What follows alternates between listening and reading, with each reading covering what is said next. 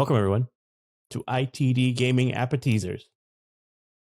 On this episode, it's a very special one. 1 year ago today, PlayStation 5 released, November 12th, 2020. Well, today, Sony in a blog post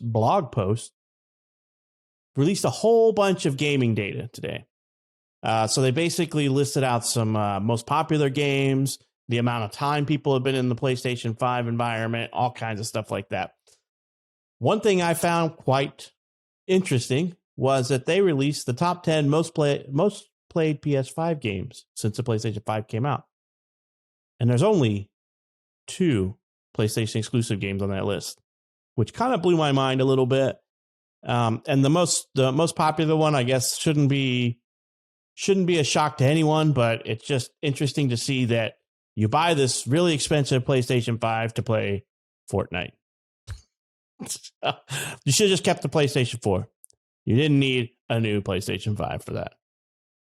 I don't even know. Is it even optimized for a PlayStation 5 and Xbox Series X? I don't even know if they have an optimized version of that game. But basically, PlayStation, like I said, they listed a whole bunch of new statistics and information. But the one thing I want to focus on is the top 10 most played PS5 games. On that list, Spider-Man, Miles Morales, and Demon's Souls made it at rank 8 and 9, respectively. So, anybody want to take a stab at something on the top 10 list? I will say Tetris. Among Us. Wait a minute. If Fortnite is number 1, I don't think let's say Siphon Filter. Siphon Filter. Has Among Us come out on PlayStation yet? I don't think so. Yeah, I don't think so. I think it comes out in December for PlayStation Xbox. Yeah, I can't quite remember. I think it's... No, I thought maybe it is on PS5. I don't think it's just optimized PS5. It's the PS4 version still. So in order, basically it was Fortnite, Call of Duty, Black Ops, imagine that, FIFA 21, NBA 2K21, Assassin's Creed Valhalla, Destiny 2, MLB The Show 21, Marvel's Spider-Man Miles Morales, Demon's Souls, and NBA 2K22. So people went out, spent $500 or more on a PlayStation 5 to play last gen's games. Yes, and free ones at that for the top for the top ones, for the top 3 or so. And like you said, or not, literally not the top last 3, the top gen. One. Yeah, literally last gen. Nothing new about it. 12-year-olds cussing you on a $600 system now. Yeah, I was surprised not to see something like Eternals or something on there. The PS5 exclusives, the stuff that was that, or even PlayStation exclusives, stuff that was exclusive to the PlayStation. Ratchet and Clank should have been up there, I would have thought. The Returnal, like you were saying. I would have figured Spider-Man would have been number 1 or close to it. Right, yeah, because that was a really popular game, but it came out on PS4. And it was bundled with a lot of the systems, too, that were sold, not by scalpers. Right, with the bundles you get from GameStop, et cetera. So, yeah, it was kind of an interesting list of games that just came out with the PlayStation, that people are playing on the PlayStation 5. I expected to see more exclusives, but it just goes to show you that they have a wide player range. There's probably a bunch of people out there that are not like us that only own a PlayStation. So they can't play these games on their Xbox or on their Switch or whatever. Because the majority of these games we played on other systems. I mean, I didn't play the FIFA or NBA 2K21, but I did play Destiny 2, Assassin's Creed, Black Ops. Played a little bit of Fortnite to figure out I don't like it. I think the only one of us who's played Demon's Souls is probably Nick. I didn't play it. Did you get yours as a bundle with your console, or did you have to buy it, Nick? I had to buy it, but the ones I got with the bundle was MLB The Show, which I didn't care about, and Spider-Man Miles Morales. Yeah, I got Spider-Man Miles Morales and MLB The Show as well, and I got rid of that one pretty quick. And then I got Godfall mine. I got Miles Morales, All-Star Destruction Racing, and Ratchet and Clank. which it just amazes me that Fortnite dominates as much as it does. I mean, it's a free game. I guess that's maybe why it's pretty popular. And it's a well-built free game. I have to admit, it's well-built, but it makes its money in skins and everything. But yeah, the top 7 games are not PlayStation exclusive games. And they are all available on previous consoles, except for Demon Souls and Miles Morales, the only 2 PlayStation games. But Miles Morales is on PS4. Yeah, was it on PS4? Mm-hmm. Oh, I knew they were going to put it there. I didn't know it was already out there. Yeah, so. Yeah, it was. It came out there at the same time it came out on PS5. One PS5 exclusive. Demon Souls, yes. Wow. Yeah, I really thought Returnals would have made the list and a few others on there, but I mean, I don't know. It's a very eye-opening list. I wish Microsoft would pump some numbers like that out so we can see what they're doing and see what they are. So basically, Jim Ryan, like I said, they had a blog post, and Jim Ryan confirmed that 360 games were released on PS5 in the past year. How much of that is worth playing or what's garbage? You know, it comes out of everything. And then 4.6 billion hours worth of play time in PS5 have been recorded. So, and 26 hours worth of broadcasted content. So 26 million hours worth of streamed content of some type. So it's interesting. I don't know what to think of this, to be honest, that Fortnite is just dominating the most popular game on PlayStation. I wonder if it's the most popular game on Xbox and stuff as well. I bet that list for Xbox is probably very similar. Right. As far as the games on there, because I mean, it's mainly Fortnite and a bunch of sports titles, right? I mean, we have some Call of Duty. It's surprising to see it's Call of Duty Black Ops and not like, it's Black Ops that the Cold one War, that came out?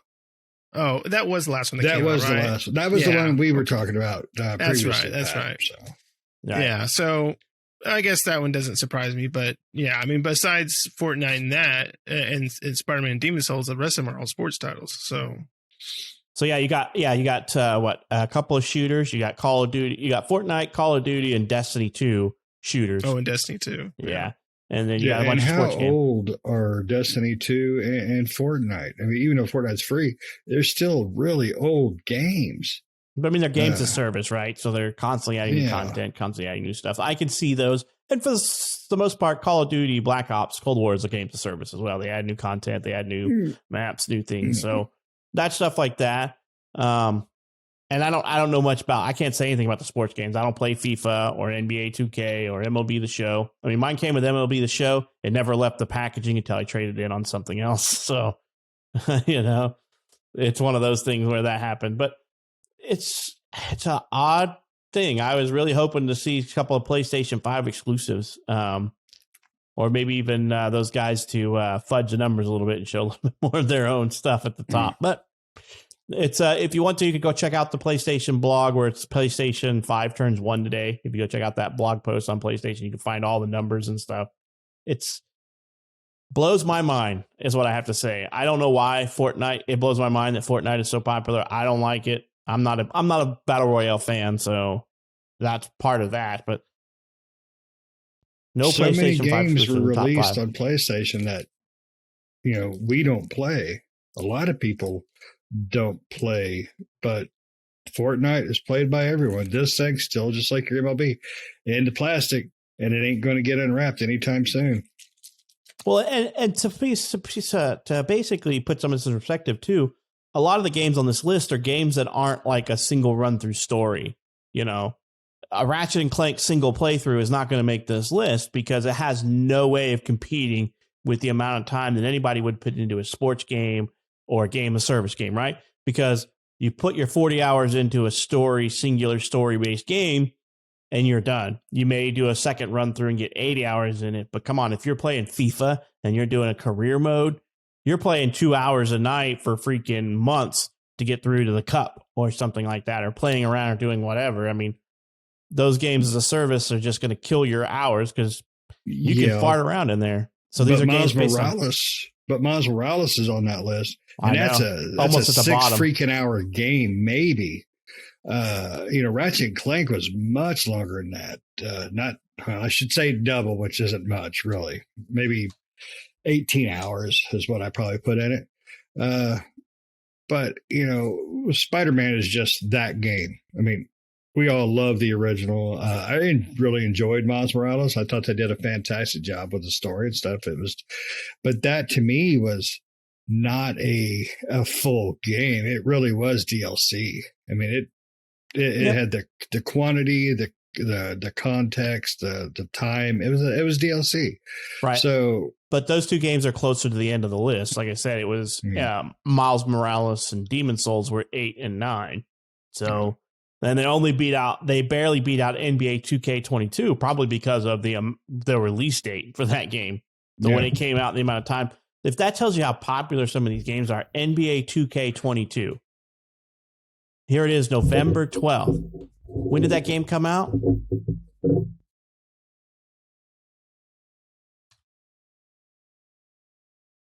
Nobody knows. I don't know. Oh, September. So here we are, basically 2 months, 60 days, and it made the top 10 list in 60 days. How many hours do you have to get to get into that? You got to remember, there is squat on all systems right now because everybody's pushing games.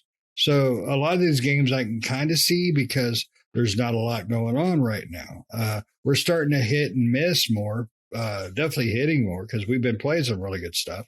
But I can kind of see why the list is a little odd. Well, I'd say a lot odd, really.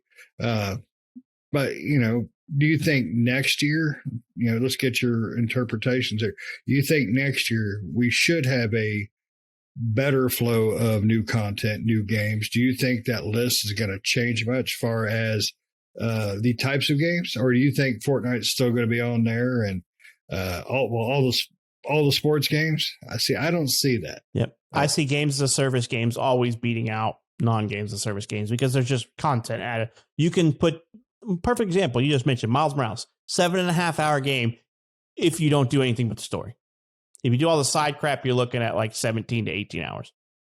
So how many people replayed that, to get to do all this extra stuff and to get different things and stuff like that, or New Game Plus or whatever. But think of a sports title. So let's say that it takes you 20 hours to do everything in Miles Morales before you finally put it down. That sports game takes you 2 hours to play a match.